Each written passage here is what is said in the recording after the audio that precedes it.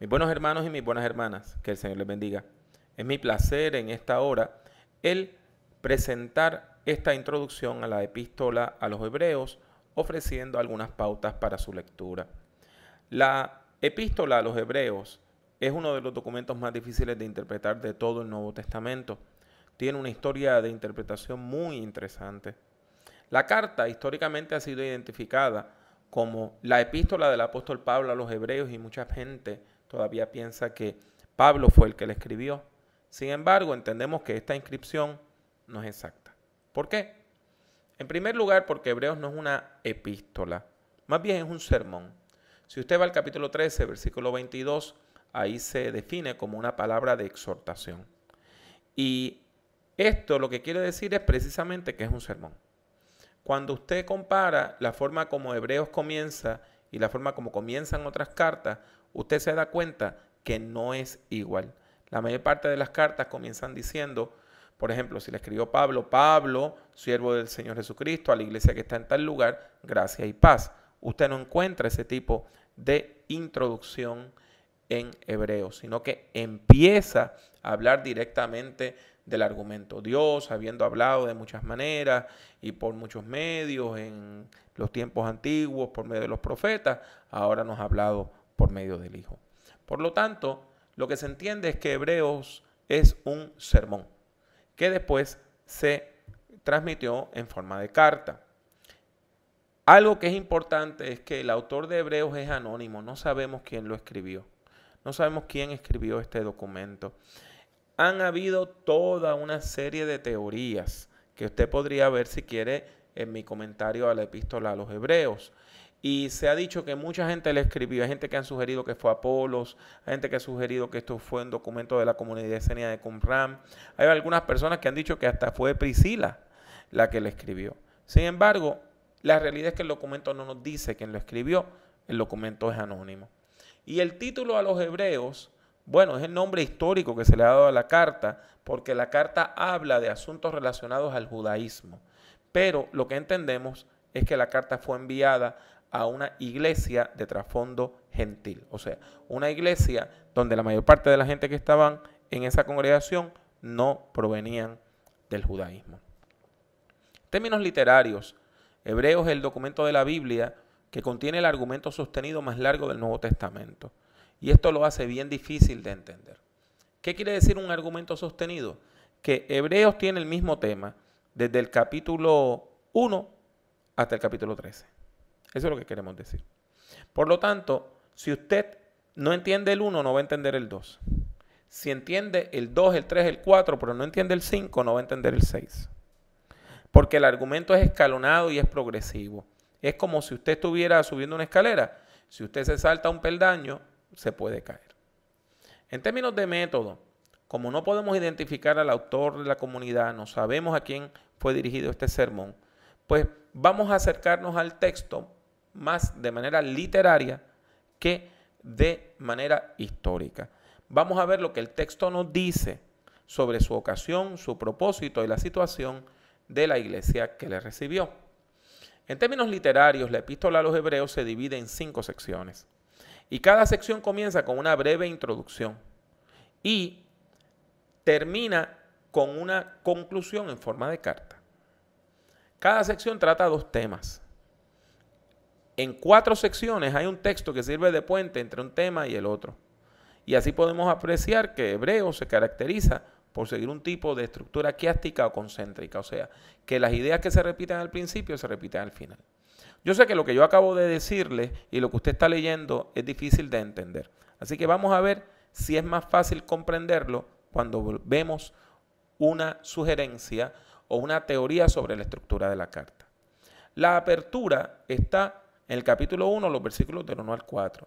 Y ahí se habla de cómo Dios ha intervenido en la historia humana. De ahí se pasa a hablar del tema de la superioridad del Hijo. Ese tema de la superioridad del Hijo va desde el capítulo 1, versículo 5, hasta el capítulo 2, versículo 18. Esta sección presenta varios temas. Por ejemplo, del capítulo 1, 5 al 14, se habla de Jesús como el Hijo de Dios que ha sido coronado como rey.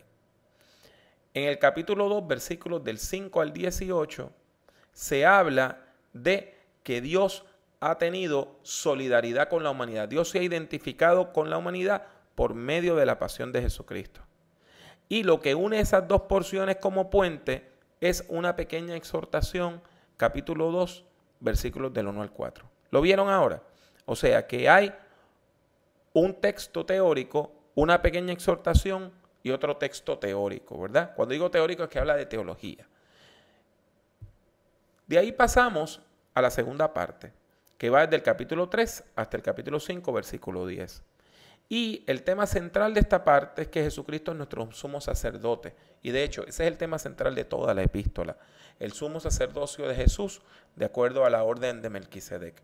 Los temas que se tratan en esta parte son que Jesús es el sumo sacerdote fiel. Eso está en el capítulo 3 del 1 al 6. El otro punto teológico es que Jesús es el sumo sacerdote compasivo.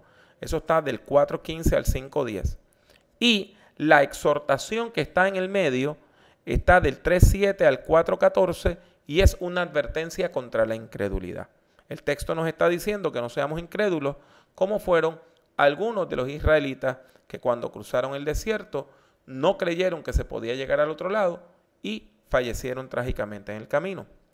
La tercera parte nos habla del sumo sacerdocio de Cristo, pero nos habla de las características, de las cosas que lo hacen sumo sacerdote. Esta parte va desde el capítulo 5, versículo 11 al capítulo 10, versículo 39. Esta es la sección teológicamente más importante del escrito y claro está, es la más difícil de entender.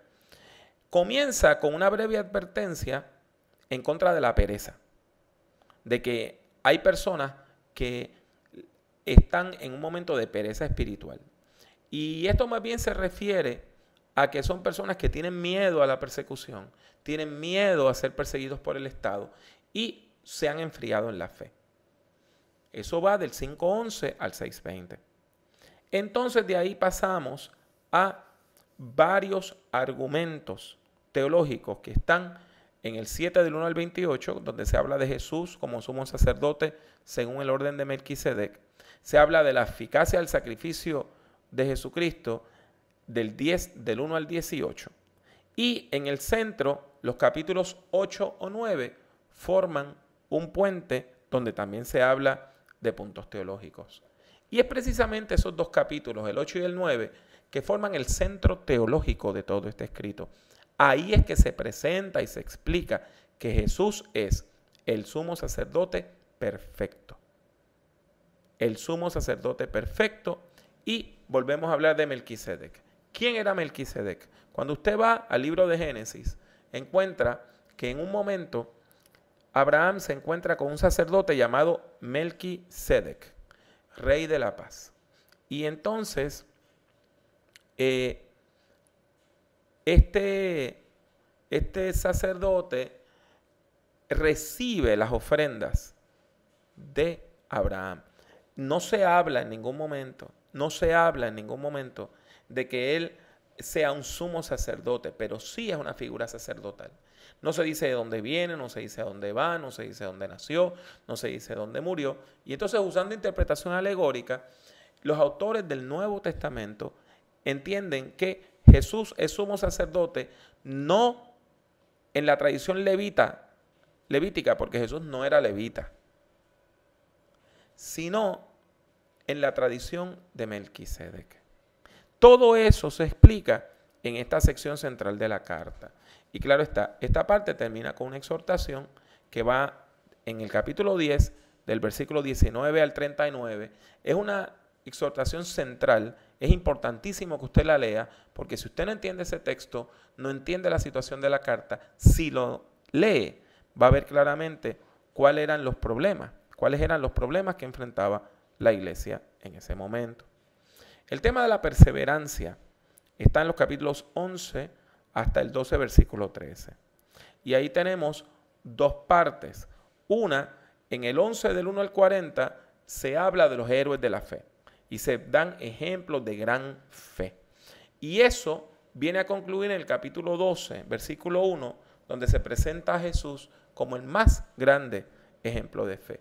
aquel que es el autor y consumador de nuestra fe, y entonces se habla de la disciplina del Señor. En algunas Biblias la palabra perseverancia en griego, hypomone, se traduce como paciencia, pero sería mejor traducirla como perseverancia o aún como resistencia. Es la capacidad de aguantar el problema, es la capacidad de mantenerse firme ante la adversidad. En el capítulo 12, versículo 14 hasta el capítulo 13, versículo 18, encontramos varios elementos sobre la vida cristiana. Y ahí se habla de una orientación para la vida cristiana y se hacen dos llamados. El primero es un llamado a la santidad. Es un llamado a la santidad. Y el segundo es un llamado a la solidaridad. Esos se encuentran en el 12, 14 al 29 y en el 13 del 7 al 19. Y estos dos llamados una vez más están unidos por este pequeño puente que forma capítulo 13 del 1 al 6.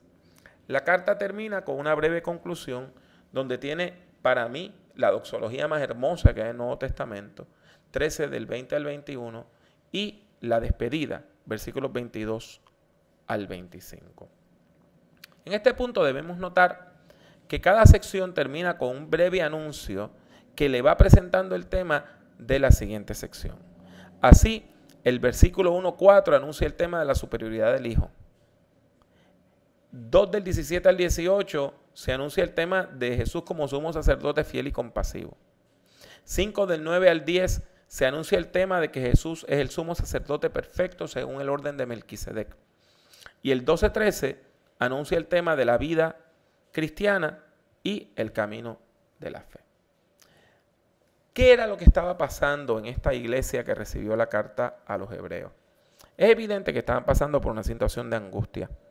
¿Por qué? Porque en términos generales las comunidades cristianas del primer siglo vivían bajo un sistema opresivo. El sentimiento que encontramos aquí es que la iglesia estaba sufriendo en términos económicos, sociopolíticos y religiosos. En términos económicos, la mayor parte de la gente que iba a la iglesia era gente pobre.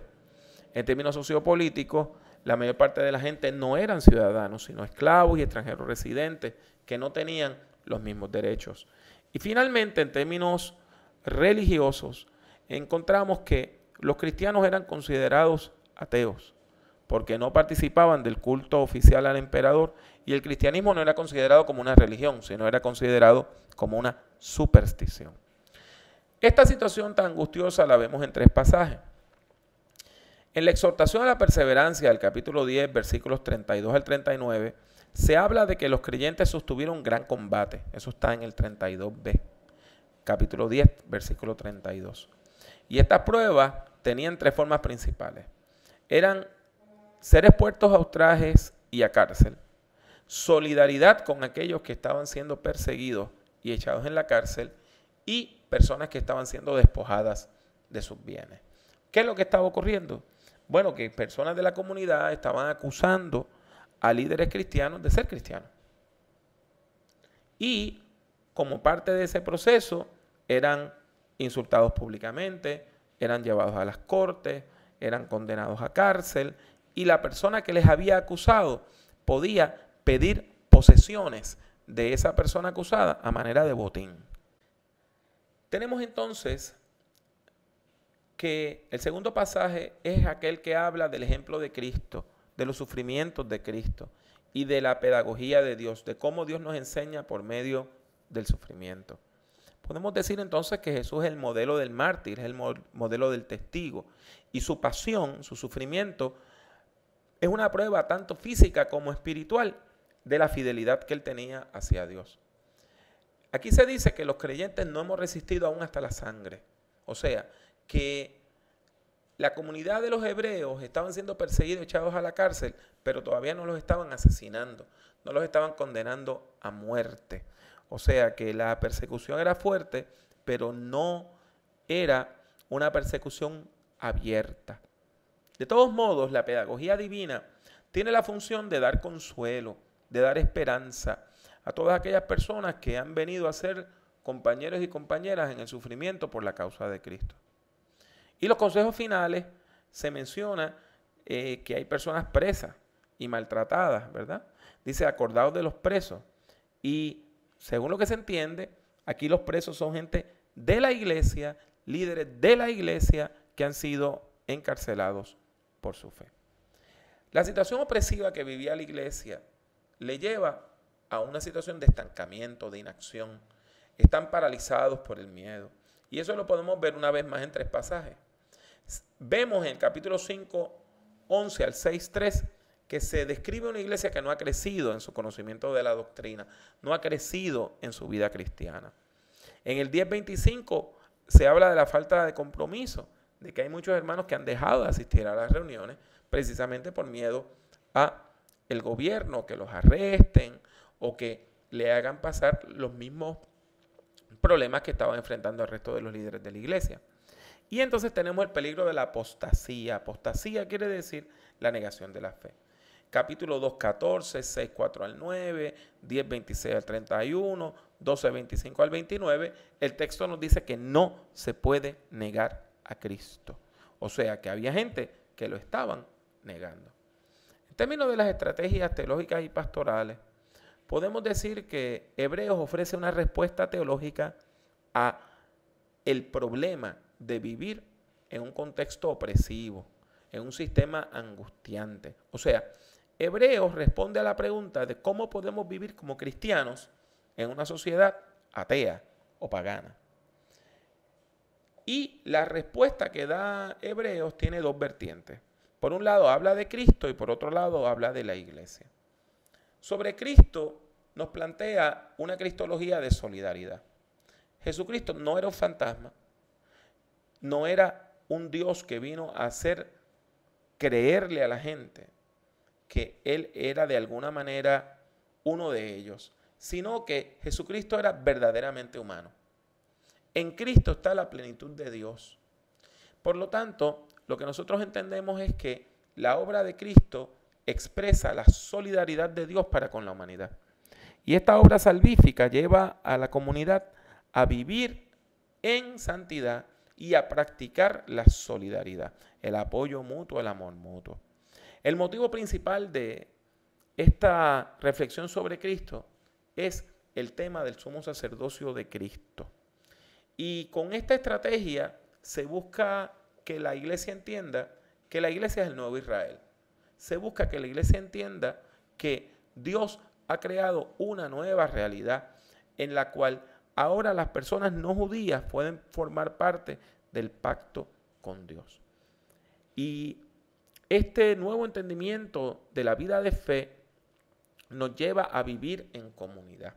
Este nuevo entendimiento también nos lleva a vivir de una manera distinta. O sea, se habla de la ética, se habla de la moral. Si yo voy a decir que soy cristiano, tengo que vivir como cristiano. O sea, tengo que practicar la fe que profeso. Y esa práctica de la fe es lo que da esperanza y esa práctica de la fe es lo único que nos puede sacar del estancamiento espiritual. Esa nueva práctica de la fe se caracteriza por la perseverancia militante. O sea, vamos a seguir perseverando a pesar de los problemas. La solidaridad con el que sufre. O sea, si yo estoy siendo perseguido por mi fe, yo espero que mis hermanos y hermanas de la iglesia estén conmigo y yo estar con aquellos que son perseguidos. Es claro que hace falta compromiso cristiano. No hay otra oportunidad. No podemos negar a Cristo. Tenemos que perseverar en la fe. Otro punto importante es que Jesús luchó para traer un cambio, un nuevo orden, un cambio que llegara al corazón del imperio. Y tenemos que entender que esa es una lucha peligrosa y que nos puede llevar aún al martirio. Es importante que entendamos que esta nueva práctica de la fe entiende que Dios está con nosotros todo el tiempo y todo el día, toda la noche, las 24 horas. O sea, la vida diaria es el lugar, en latín locus, es el lugar donde Dios actúa. O sea, yo no puedo tener una vida secular donde vivo como un ateo y una vida religiosa donde cuando visito la iglesia hablo de que estoy en comunión con Dios. Es importante tener una sola vida, es importante tener solidaridad y compromiso, Es importante vivir en santidad y vivir de manera íntegra, donde todos los aspectos de nuestra personalidad estén rendidos a la cruz de Cristo. Sobre la iglesia, se entiende que la iglesia es central, es una comunidad importante en el plan de Dios.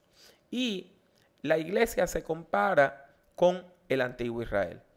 Así como el antiguo Israel fue peregrino en el desierto, nosotros somos peregrinos en una sociedad que no nos cree, en una sociedad incrédula. Y el motivo del peregrinaje, este tema del peregrinaje aparece una y otra vez. Está en el capítulo 2, en el capítulo 4, en el capítulo 11, en el capítulo 12. Y los peregrinos cristianos no tienen nada invertido en el mundo pecaminoso. Nosotros no tenemos nada invertido ahí. Nosotros no tenemos nada que buscar. Nosotros estamos caminando hacia la Jerusalén celestial, hacia el descanso. Vamos a la meta. La iglesia está en movimiento hacia otra cosa que no es esto. Este mundo, en esta situación que vive ahora, no es nuestro destino final. En conclusión, podemos decir que Hebreos tiene un mensaje pertinente para cada uno de nosotros. A la iglesia que está cansada y temerosa, Hebreos le dice, por tanto, nosotros también, teniendo en derredor nuestro tan grande nube de testigos, despojémonos de todo peso y del pecado que nos asedia y corramos con paciencia la carrera que tenemos por delante, puestos los ojos en Jesús, el autor y consumador de la fe. Muchas gracias por su atención y espero que este corto video educativo sea de edificación a su vida y su ministerio. Dios le cuide.